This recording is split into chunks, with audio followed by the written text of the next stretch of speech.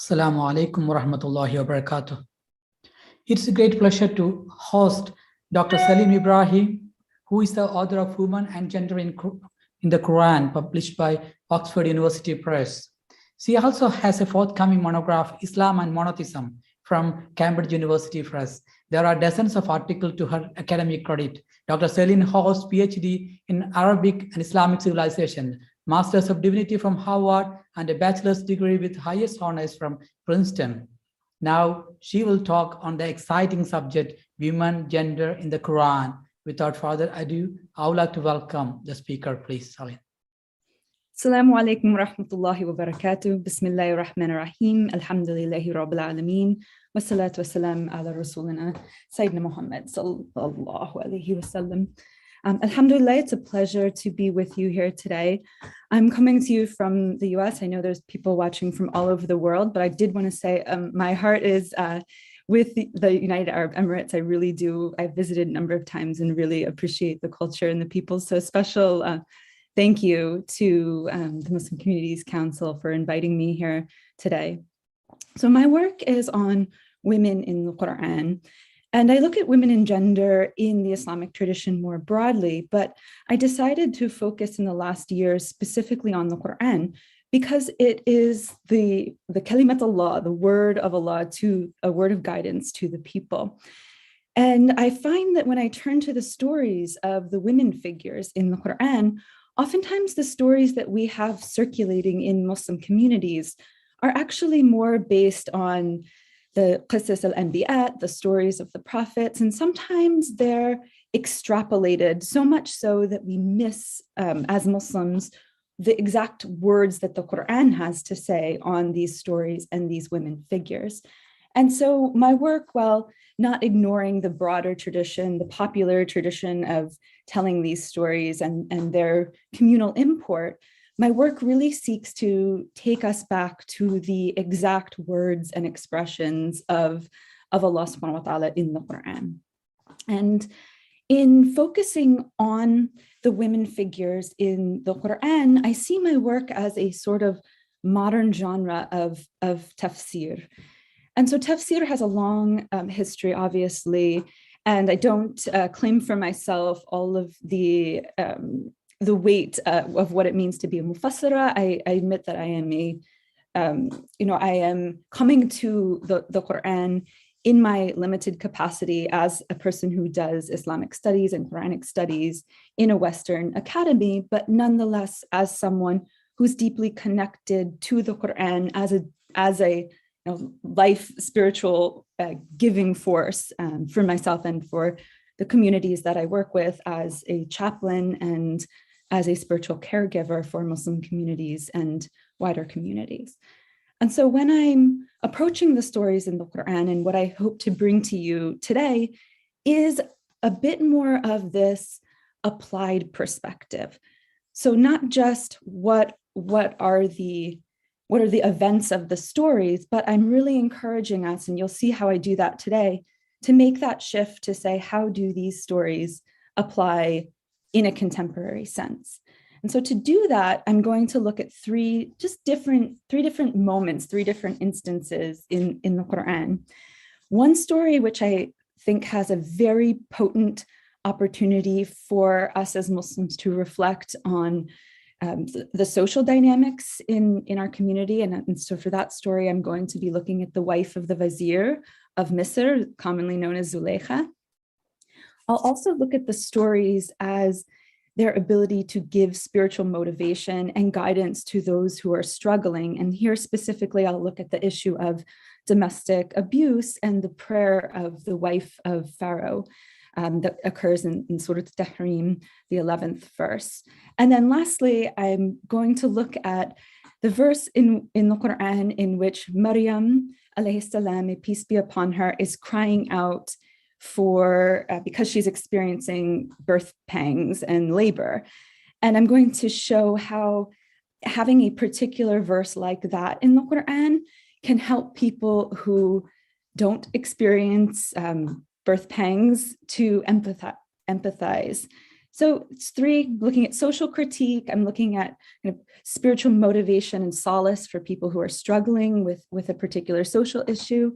And then we're going to look at how the Quranic stories, specifically here, the story of Maryam alayhi salam, and this one ayah helps us as listeners of the Quran, as readers of the Quran, as reciters of the Quran, to embody an experience that we might not ever physically have, or we might not have had yet, but that it helps us grow in empathy. So the first story that I'll look at today, I want us to focus on Surat Yusuf. And of course, Surat Yusuf is one of the beloved stories for Muslims around the world, but I think we commonly miss an aspect of the story. So when we're thinking about the main female figure that comes in the story of Surat Yusuf, of course, we have a temptress figure. And she is the only temptress figure in the Quran. Of dozens of women figures who are mentioned, she is the only figure who plays this role. Now, because this story is so popular in Muslim cultures, because it's such a beautiful, beloved surah of the Quran, it's oftentimes that if Muslims just think about how would you describe women in the Quran, she might be the very first woman who comes to mind, which gives us somewhat of an out-skewed impression that the Quran portrays women as temptresses, which it's a beautiful story. We love the story, but this is one character out of one figure, one example out of dozens of examples of women, the only one who plays this role as a temptress. But what we often miss about the figure of Zulaykha is that she's not just a woman figure. She's also an aristocrat. So she's someone of an upper social class. She has access to power. She has, as we can see from the story, she uses her power for nefarious ends. Now, one thing I have learned in my studies of gender is that there's an important concept called intersectionality. So intersectionality says that when we're thinking about an identity of a person, we're not just thinking about whether they are male or female. In order to understand their social location, in this case, the importance of their figure to this story, to the lessons that we are supposed to learn from Surat Yusuf, we have to understand that Zulaykha, she's not just a woman, she's an aristocratic woman, and she's also part of what we could call a dominant social class because she is Egyptian. And if we think of her vis-a-vis Yusuf alayhi salam, Yusuf he's a Hebrewite in an Egyptian home. There's another power dynamic here. She is the foster mother. So there's a almost a parent-like dynamic here. So when we're looking at this story and we're thinking about the character of Zulaykha, we cannot just reduce her identity in the story to just being a woman, because we're missing out on the important social commentary that the Quran is giving on elites, political elites misusing their power. If we just reduce Zulaykha to a woman figure without considering her other identities and roles in the story in Surat Yusuf, we're also missing an important commentary on how minorities in a society can be unfairly targeted. Now, this last point resonates with me especially. I'm coming to you from the US, and if we look at our incarceration rates in the US, we see that Black Americans are exponentially more likely to be convicted of crimes, wrongfully convicted of crimes, imprisoned. We see that they receive on average longer sentences than do people who are accused of from other races of the same crimes. So this story, if I didn't understand the figure of Zulaykha in all of these different dimensions, I could miss this important part of the social critique that Allah subhanahu wa ta'ala has embedded in this story. So it is a story not just of a woman tempting a young man, and a man seeking refuge in God to avoid that temptation. This story is fundamentally about the abuse of power by corrupt political elites who are only looking out for their best interests, who will throw, we have a saying in English, throw anybody under the bus to secure their political future. And so that's one example of how through the lens of gender studies, we can revive a more robust social commentary looking at this particular story. It is one where ethnicity is important, where class is important, where not just gender is important. Now, we might also, if we're thinking about this story, the encounter between Joseph, Yusuf alayhi salam, and the wife of the Egyptian vizier, Zulaykha, we can also see that the story is one of what we in contemporary times call sexual assault. Now, I work as a chaplain, and a lot of times I do see, unfortunately, this issue in Muslim communities beyond Muslim communities, where someone has received unwanted unwanted sexual approach. So this story, if we're just focused on women as temptresses, we miss another very important dimension of this story that helps us understand our contemporary communities, our contemporary realities. And what we see here is that the victim in this instance was not believed, right? Yusuf, even though there was proof, there was material, tangible, physical proof of who was the aggressor and what had transpired, Yusuf alayhi salam was not believed for all of the reasons that I just went through, because of who he was, right here, not as a man, right, but as a young person, as a minority, as a Hebrew minority in an Egyptian context, as a foster child. Okay, so it's an important lesson to us. Allah subhanahu wa ta'ala, gives the Qur'an as guidance for all times. If we think about our times today, who are the people who are particularly vulnerable to not being believed if they come forward and say they have experienced some type of sexual aggression against them, right? It's young people because it's easy to dismiss them, to not believe them. If you have a case where it's the dominant ethnic group and I think of the issue, this might be a little sensitive for those in the audience, but I think of the issue of domestic workers. For instance, in many Gulf countries, there is a very high likelihood that they could be, especially women domestic workers, maybe not treated properly, but if they would come forward, is their voice going to be heard, right? So, and that's true of domestic workers in many places. I just happened to have read recently statistics in some Middle Eastern countries.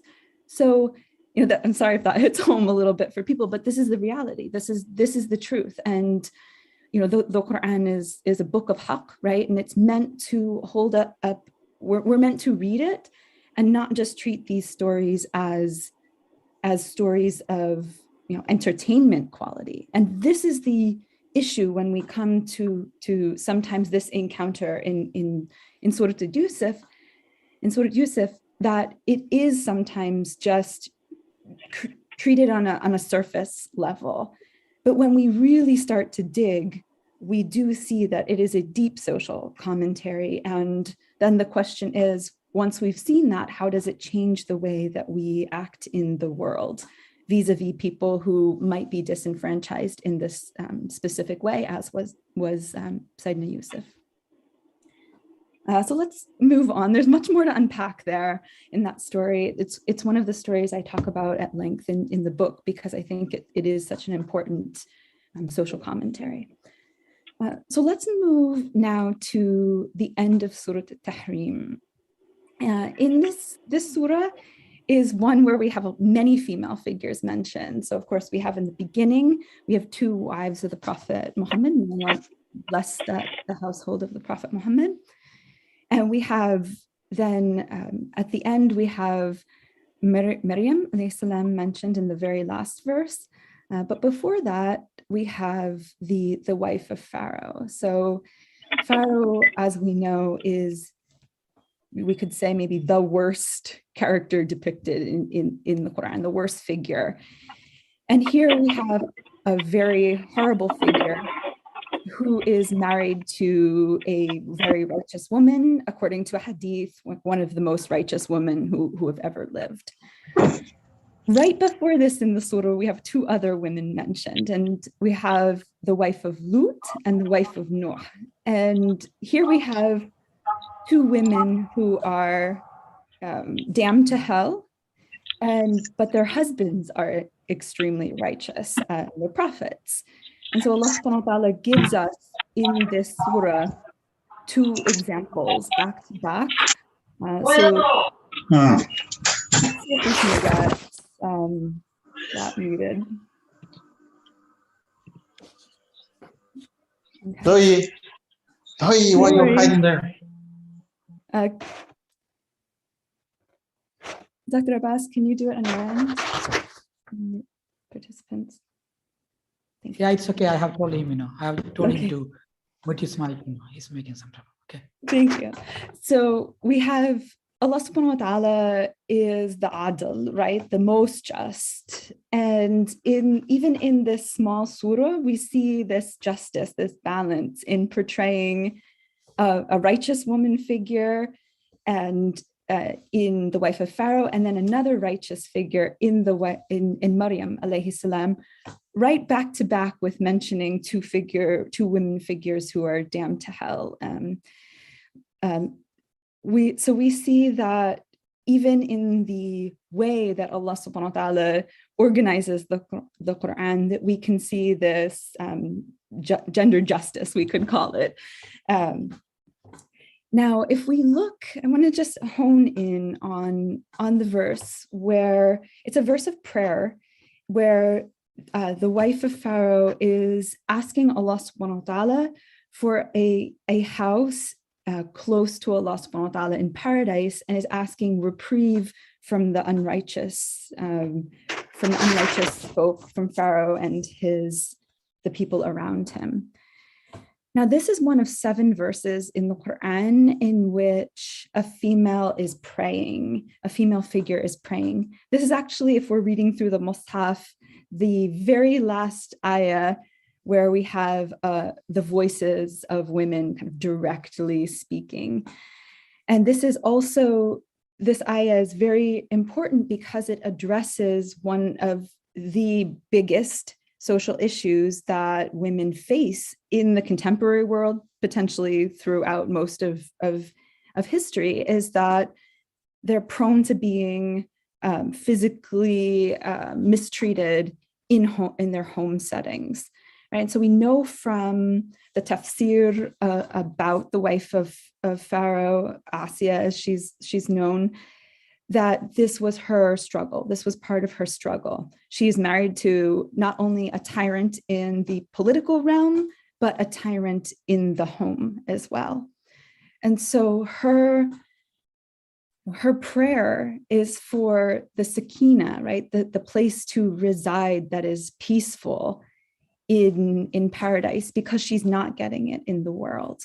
And so the Quran, right, comes with guidance, it comes with warnings.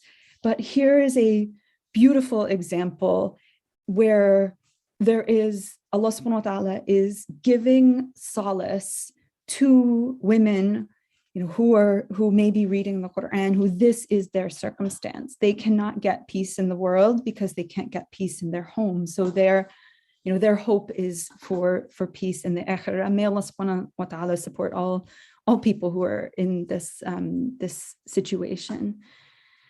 If we don't make the jump, this very important jump between the experiences that Allah subhanahu wa ta'ala is narrating to us about a figure in the Quran, to lift our heads, to look up, to say, this is not just Asiya, may Allah be pleased with her. This is so many women. This could be my neighbor, right? This could be my sister. This could, So when we read the Quran, sometimes I think as Muslims, and I do this too, maybe I just speed through it. I'm like, I have to get through my juz today, right? But if we use the Qur'an as a tool to understand our social reality, to understand how we can alleviate suffering, how we can stand in solidarity, this is one of many, many instances. Allah subhanahu wa ta'ala in the Qur'an hears the speech of oppressed peoples, right? We know from hadith that the dua of an oppressed person is one that goes directly to Allah subhanahu wa ta'ala. There's so many instances in the Quran, I've kind of outlaid them in the recent book that I have out, where Allah subhanahu wa ta'ala is hearing the speech of women figures specifically who are being oppressed and being wronged. So it's just another aspect of the way in which Allah subhanahu wa ta'ala elevates the importance of women's well-being through the Quran. So last example that I have for you today, and then I hope to open it out for some exchanges and some questions and answers, is this verse that I mentioned in Surat Maryam. This is the 23rd verse of Surat Maryam, where Maryam alayhi salam is in this process of giving birth. We see that Allah subhanahu wa ta'ala is sending her an angelic presence to say, shake the tree and here's the water. And so Allah subhanahu wa ta'ala is caring for the immediate tangible needs of Maryam alayhi salam in her moment of birth. But before she actually delivers, she cries out and wishes that she had become a forgotten thing. And here in this very verse, we see that Allah subhanahu wa ta'ala recognizes this very difficult experience that if you're here today, some woman had to have for you, right? And the fact that when we read the Quran, we're actually reading out the speech of a woman in this very joyous, yes, but painful, yes, moments. And this is an example of the way in which Allah subhanahu wa ta'ala is teaching us as Muslims we have an expression in English, to walk in the shoes of someone else, to really be able to empathize with them. So Allah subhanahu wa ta'ala causes us to recite this exclamation of birth pangs to help us to, inshallah, help our hearts become sensitive and appreciative for this. If we have like a Mother's Day, it's very commercialized in the US, and it's the day where people get their mothers flowers and cards and the like. And alhamdulillah, I have a daughter, and I tell her, no, baby, don't fall into this commercial trap. Every day is Mother's Day. And the Quran, our tradition, our hadith tradition shows us that incredible esteem that is given to mothers. And this is an instance where if we look at the speech of Maryam alayhi salam in this instance, Allah subhanahu wa ta'ala is showing us kind of the sacrifice, this kind of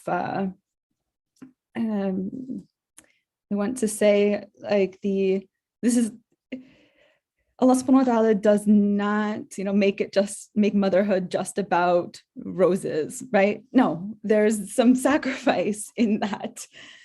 And so alhamdulillah, I've had the opportunity on many instances to teach this story in the Quran to, for instance, Christian audiences, and many Christian audiences who read this get so moved by it because it is in the realness of life. As I said before, Allah subhanahu wa ta'ala, right, brings us the haqq, and this is the haqq that there is. And I'll expand it beyond just mothering. there's a tremendous sacrifice that parents make, and in the case of mothers specifically, it's a corporal sacrifice, right? Our bodies are like of our flesh, of our Allah subhanahu wa ta'ala is creating a new creation, and that is both wondrous and difficult and painful. So there's many more kind of instances that we could talk about. There's over 300 verses in the Qur'an that relate to female figures, and this is not even verses that just talk about like women or girls in a general sense. These are specific people that Allah subhanahu wa ta'ala has told us about in the Qur'an. And each one of those 300 verses has incredible insights buried within them, but I limited myself to just these three today. But if those of you who are listening if you have other verses that you would kind of like to think about together, I would love to hear from you. Or if you have other insights, I've skimmed the surface a little bit. There's even more things that we could talk about. So I will be interested in hearing from you all. Thank you so much, especially giving some good insight on the gender in Quran. And there are a few questions. You just mentioned about tafsir. You were making a contemporary issues and need of revising tafsir on time. So there's a question and how about making different kind of tafsir in various commentaries, considering cultural backgrounds and customs, Okay, so different people will, depending on their culture or their customs, different stories will speak to them in a way. Yes, because that when we interpret these kind of things, you may be interpreting in American context, but in the Middle East and even in Southeast Asia, they need some different kind of interpretation. How do you feel it? Well, I'll take one example in the Quran. Thankfully, for instance, in the US, we don't have the practice of killing a girl child simply because she's a girl child. But that was the practice in Arabia at the time, as we know from the Quran, that is one of the abominations of human actions. Not only just killing an innocent life, killing a child, but specifically killing a child because she's a girl child. And so that's an example of where a cultural, maybe the Quran speaks in a very direct way to a cultural practice. Now, the other side of your question, though, is, are there certain aspects of the Quran, certain lessons that I'm taking away, maybe because I see the world, I experience my life predominantly in a US-based setting, for instance. I'll give you one example. So in the Quran's depiction of the Queen of Sheba, of Bilqis, for instance, Malikat Saba, we see that when she's called by Suleiman she's threatened by Suleiman in this political sense. She's a great diplomat. She resolves the conflict. And her last lines of speech in the Quran, she says, I submit with Suleiman. So she uses ma, right? Like the with. So she doesn't say, I submit to Suleiman. So here, as a American woman reading this story, I'm seeing, wow, here's a powerful political ruler, a female ruler, who is not putting herself below a male ruler, simply because she's a female, right? She's saying, no, we're both submitting to the Lord of all the worlds. So for me, that stands out as I'm like, oh, okay, noted. And so that point might not be as salient, but the reason that's salient for me is because we still have in the US, and as we do in many places around the world, sometimes an implicit social expectation that a man will be above a woman in a company or, at a negotiating table or the like. So in this little word that the Queen of Sheba, Malikat Sab'a, uses, and Allah subhanahu wa ta'ala emphasizes, we see that even in this moment, she has had to come. She is politically capitulating in some sense, right? She's coming to the negotiating table, you could say maybe as the politically weaker party in this debate, but she doesn't let that weigh on her sense of dignity as a human being, as a woman. So that's an example, for instance. Thank you so much for this answer. And this talk is really, you reflected the gender balance in Quran, and you gave a lot of examples on that. Why it's not reflected in the law? When it comes to the Islamic law, there are some inequalities or imbalances. How do you explain that? Yeah, I wouldn't say maybe that they're imbalances. So when I think about the wisdom of Allah subhanahu wa ta'ala, sometimes we as human beings look at the surface level and say, I'm a girl child, I have a sister and a brother. Why is my brother getting a bigger share of the inheritance, right? That seems like an imbalance. But then, if I as this girl child get married, then my husband has to pay for the house and the food and clothing and this and that. And so there's a way in which, if we look in a very narrow sense, we see difference, right? But difference doesn't always mean unbalance. Maybe there's a wisdom behind kind of each individual ruling in our Sharia. And if you have to sometimes go out, take a bird's eye view to see how one individual ruling makes sense in the larger picture and actually does create some type of balance. And I'll give you a sense using the same example. In Muslim societies historically, we see, if the society is functioning well, if it's a stable society, we see a lot of wealth concentrated in the hands of women. And why is that? That is because we have a system where the men are expected to be the financial providers, and it is a sadaqah if women contribute to their household. So it allows women to amass what is essentially both their own social security net, you can tell I'm an American, social security net, social safety net. And at the same time, it allows a social safety net for the rest of society, because as we know from looking at the historical records, women are investing in the development of schools, the development of orphanages, the development of orchards, public good works with their wealth. And so it's a great example how the wisdom of Allah subhanahu wa ta'ala secures the station of women, but also betters the society as a whole through concentrating wealth in women's hands. Now, this system falls apart if we think about corruption, and if we think about maybe there's ways in which women are disenfranchised of their wealth. And so this is if we don't see wealth concentrated in the hands of women in a society, we should start asking ourselves, why is that not the case?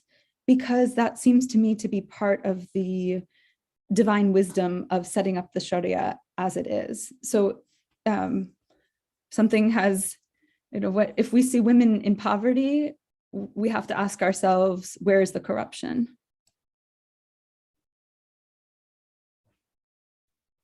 Thank you so much for the answer. And there's another question: how Quran contribute for interfaith understanding? Especially there are some kind of words like kafirs, and how it is redefined, or it's sometimes translated another way. What's your comment on that? How Quran contribute in the faith? Yeah, I'll give a good example of this one. And so sometimes in the Quran, we have the speech of a figure, or we say maybe it could be the speech of Allah subhanahu wa ta'ala. Here's an example from, again, Surat Yusuf.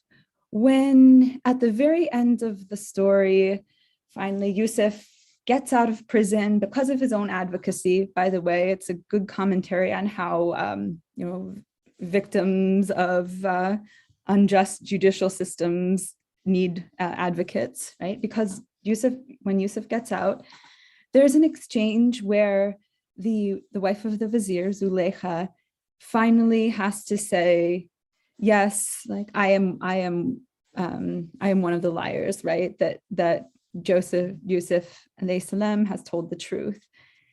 Now, in the following verses, we can read them in two ways.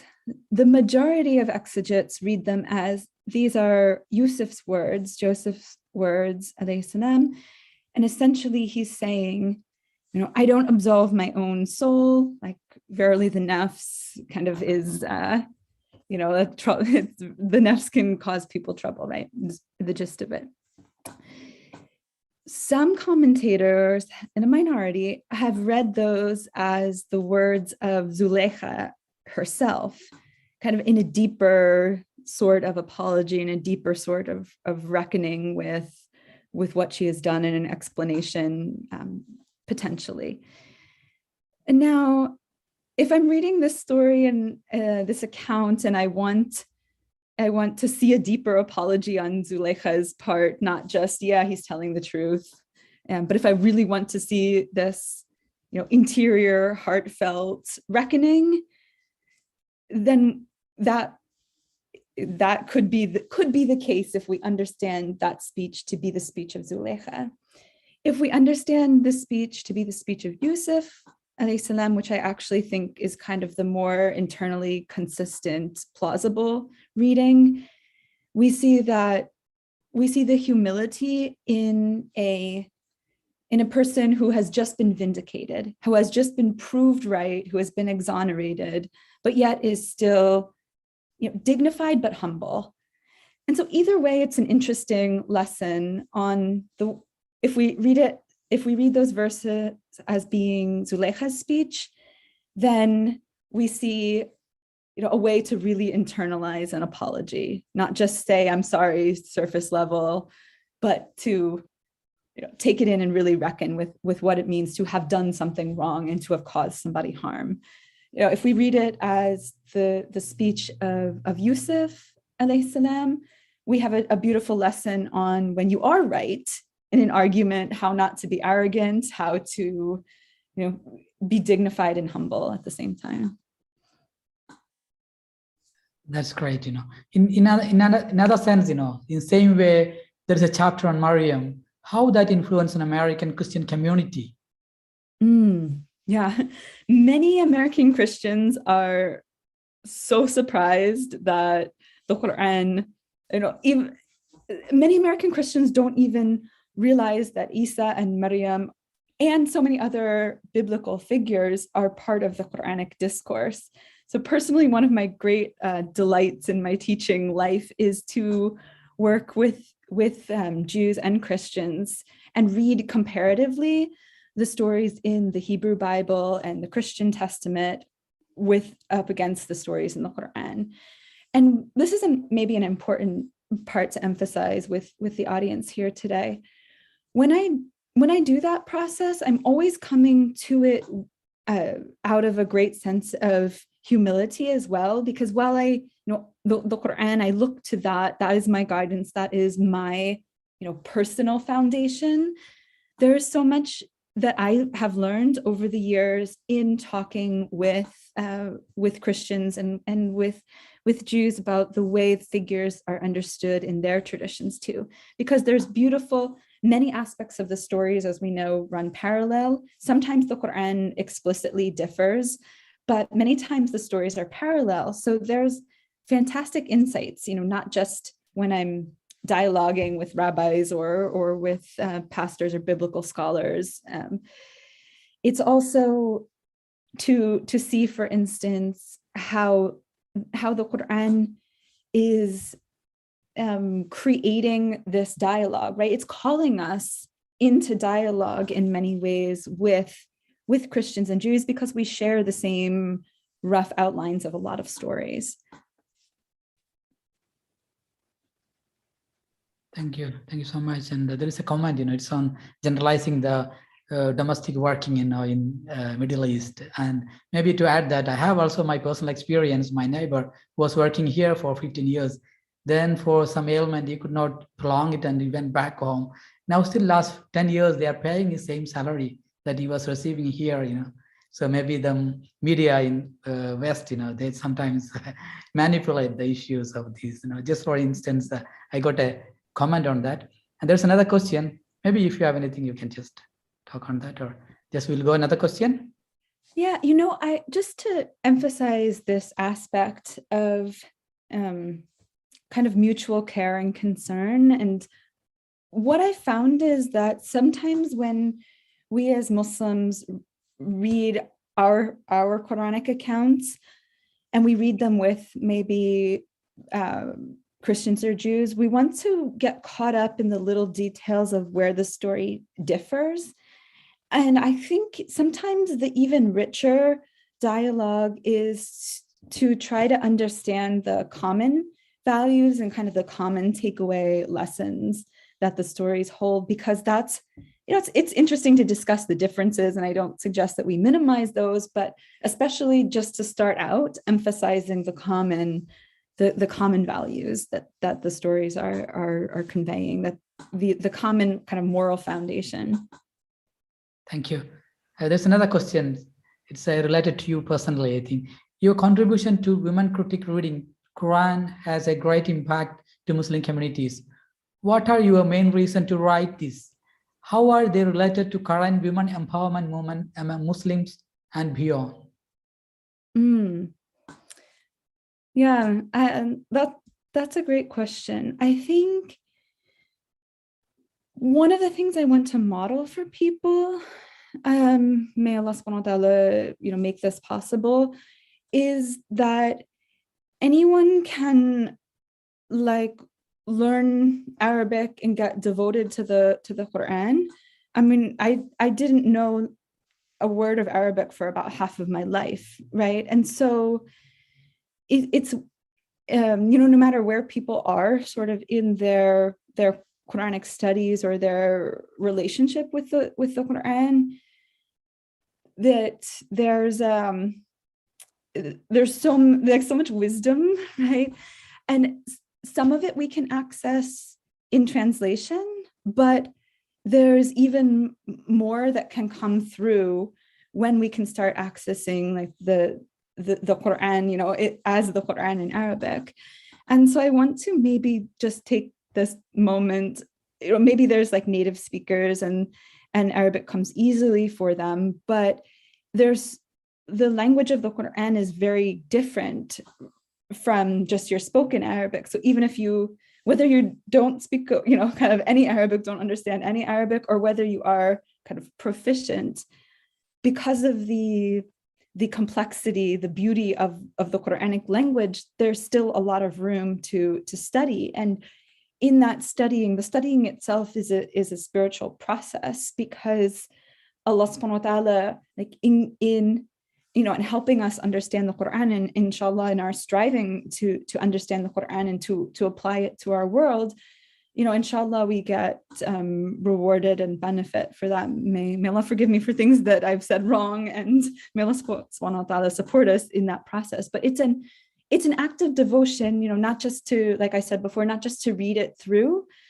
as kind of trying to just get through the words and complete it, but that, tadabbur, that act of contemplation, inshallah, there's fruitfulness in that. So especially for women, right? Because sometimes women, because maybe they're busy or they haven't had the chance to study or the like. So I would really encourage women to form their study circles, to get together. And, yes, we're busy with a lot of things, but we need to make time for the book of Allah, inshallah. Great. And there's another question. How is the woman contribution to the tafsir? Early tafsir were written by the men. Now there are some tafsir. Now, how do you see that? Yeah.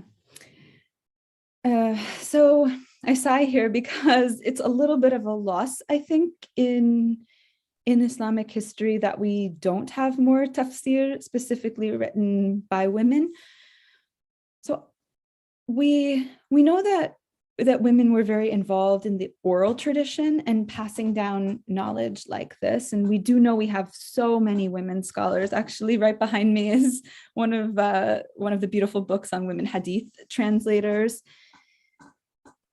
We have to be a little bit honest and say, why have there not been more women tafsir authors? And I think sometimes women feel discouraged a little bit to go into male-dominated fields. Like in the US here, we have a lack of women engineers, right? So there are certain fields where women have not been able to contribute as much because of, and this is my own personal conviction here, because of social factors, not because they didn't have a lot of things to potentially contribute.